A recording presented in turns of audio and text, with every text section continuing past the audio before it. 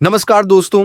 अगर आपकी उम्र 60 वर्ष या उससे अधिक है या फिर आप किसी भी तरह की पेंशन या सरकारी योजना का लाभ ले रहे हैं, तो आज की यह जानकारी आपके लिए बेहद जरूरी है। सरकार की तरफ से कुछ महत्वपूर्ण दिशा निर्देश जारी किए गए हैं, जिनका पालन आपको 31 जनवरी से पहले हर हाल में करना होगा। अगर आपने यह जरूरी बदलाव समय रहते पूरे नहीं किए, तो आपकी पेंशन की राशि रुक सकती है या फिर पेंशन पूरी तरह बंद भी हो सकती है। इसलिए यह जानना बहुत जरूरी है कि वो कौन कौन से बदलाव हैं जो आपके लिए अनिवार्य कर दिए गए हैं। यही वजह है कि इन दिनों अगर आप किसी बैंक या साइबर कैफे जाएंगे, तो वहां आपको काफी भीड़ देखने को मिलेगी। लोग बड़ी संख्या में इन जरूरी अपडेट्स को करवाने पहुंच रहे हैं। आखिर ये बदलाव कौन से हैं और आपको क्या करना है, यह जानने से पहले आपसे एक छोटी सी रिक्वेस्ट है। इस वीडियो को लाइक जरूर करें और जितने भी सीनियर सिटीजन या वरिष्ठ नागरिक आपके संपर्क में हैं, उनके साथ यह वीडियो जरूर शेयर करें, ताकि यह जरूरी जानकारी समय रहते उन तक पहुंच सके और वे बिना किसी परेशानी के अपने लाभ जारी रख सके। और अगर आप पहली बार हमारे चैनल पर आए हैं, तो चैनल को सब्सक्राइब जरूर कर लें, क्योंकि यहां हम आपको सरकार के उन आदेशों और नियमों की जानकारी देते हैं जो सीधे आपके अधिकारों और आपके जीवन से जुड़े होते हैं। अब बात करते हैं उन दो जरूरी कामों की, जिन्हें 31 जनवरी 2026 से पहले हर सीनियर सिटीजन को पूरा करना अनिवार्य है, ताकि उनके खाते में पेंशन की राशि बिना रुकावट आती रहे। सरकार ने साफ कर दिया है कि अगर ये दोनों प्रक्रियाएं समय पर पूरी नहीं हुई, तो पेंशन ट्रांसफर प्रभावित हो सकता है। दोस्तों, अगर आपकी उम्र 60 वर्ष या उससे अधिक है, चाहे वे पुरुष हों या महिला, इसके अलावा सभी रिटायर्ड सरकारी कर्मचारी, मुख्यमंत्री वृद्धा पेंशन, इंदिरा गांधी वृद्धा पेंशन, दिव्यांग पेंशन और अन्य सरकारी पेंशन योजनाओं के लाभार्थियों के लिए यह अनिवार्य है। साथ ही देश के सभी ऐसे सीनियर सिटीजन जो किसी बैंक खाते के जरिए किसी भी सरकारी योजना का लाभ ले रहे हैं, उनके लिए भी यह जरूरी है। सरकार ने साफ तौर पर कहा है कि यह सभी सुधार और अपडेट 31 जनवरी 2026 तक पूरे कर लेने होंगे। इसमें देरी करना बिल्कुल भी ठीक नहीं है। जैसे जैसे तारीख नजदीक आएगी, वैसे वैसे सर्वर पर लोड बढ़ेगा, सिस्टम स्लो हो सकता है और अपडेट में दिक्कत आ सकती है। ऐसी स्थिति में हो सकता है कि सरकार ने पैसा भेज दिया हो, लेकिन आपके खाते में वह राशि क्रेडिट न हो पाए। इसलिए सलाह यही है कि जितनी जल्दी संभव हो, दोनों काम पूरे करवा लें। अब दोस्तों, सबसे पहला काम बताया गया है, वह है पैन कार्ड को आधार से लिंक करना। कई लोग इसे हल्के में ले लेते हैं, लेकिन अगर आपका पैन आधार से लिंक नहीं है, तो आगे चलकर आपको बड़ी परेशानी हो सकती है। सरकार की तरफ से 31 दिसंबर 2025 तक पैन आधार लिंक करने की आखिरी तारीख तय की गई थी। अब यह तारीख निकल चुकी है, लेकिन अच्छी बात यह है कि आप अब भी यह काम कर सकते हैं। हालांकि इसके लिए कुछ फाइन देना पड़ सकता है। अगर आपने पैन को आधार से लिंक नहीं कराया, तो आपका पैन इनएक्टिव किया जा सकता है। इसका सीधा असर आपके बैंक खाते, पेंशन और सरकारी योजनाओं पर पड़ सकता है।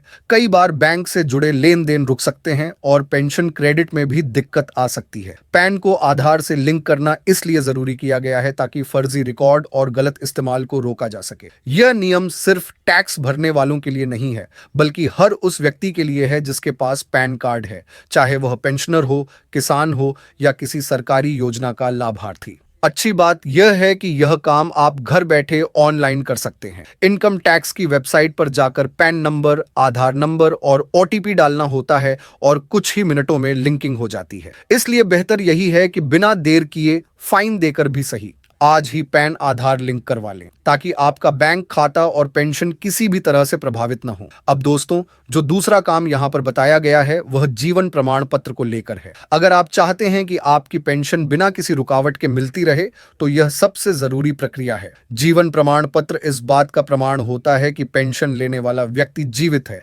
सरकार हर साल यह प्रमाण इसलिए मांगती है ताकि पेंशन किसी गलत व्यक्ति के खाते में न जाए। ध्यान देने वाली बात यह है कि सरकार यह प्रमाण हर महीने नहीं मांगती, बल्कि साल में कम से कम एक बार अपडेट करवाना जरूरी होता है। जिन लोगों ने सामान्य तौर पर 30 नवंबर तक जीवन प्रमाण पत्र जमा नहीं किया था, उन्हें अब सरकार ने राहत देते हुए 31 जनवरी 2026 तक का समय दिया है। यानी अभी भी आपके पास मौका है कि आप समय रहते यह काम पूरा कर लें और अपनी पेंशन को सुरक्षित रखें।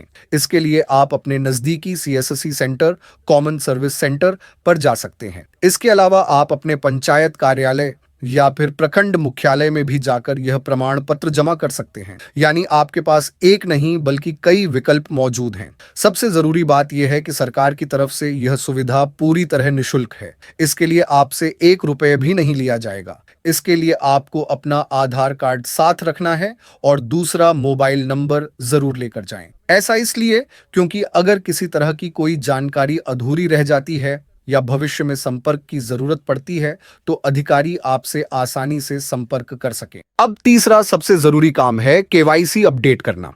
अब सवाल यह है कि केवाईसी इतनी जरूरी क्यों है?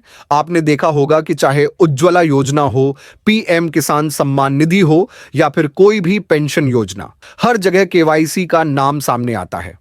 इसकी सबसे बड़ी वजह यह है कि सरकार यह सुनिश्चित करना चाहती है कि जिस खाते में पैसा जा रहा है वह सही व्यक्ति का ही है।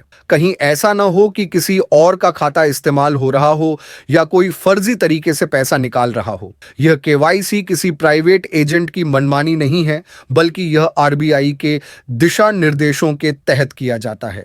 इसी वजह से बैंक समय समय पर केवाईसी अपडेट करवाते हैं ताकि खाताधारक का डाटा सही तरीके से सत्यापित किया जा सके। अब सवाल आता है कि केवाईसी अपडेट कैसे करवाएं? तो इसके लिए आप अपनी बैंक शाखा में जाकर केवाईसी फॉर्म भर सकते हैं। वहां मौजूद बैंक कर्मचारी आपको पूरी मदद करेंगे और आपका केवाईसी अपडेट कर देंगे। आजकल आपको बैंकों में काफी भीड़ देखने को मिल रही है और इसकी सबसे बड़ी वजह यही है कि यह केवाईसी प्रक्रिया जोर शोर से चल रही है। बहुत से लोग पहले ही यह काम करवा चुके हैं और बहुत से अब भी करवा रहे हैं। अगर आप चाहते हैं कि आपकी पेंशन या किसी भी सरकारी योजना का लाभ बिना रुकावट चलता रहे तो इसे जल्द से जल्द पूरा कर लीजिए।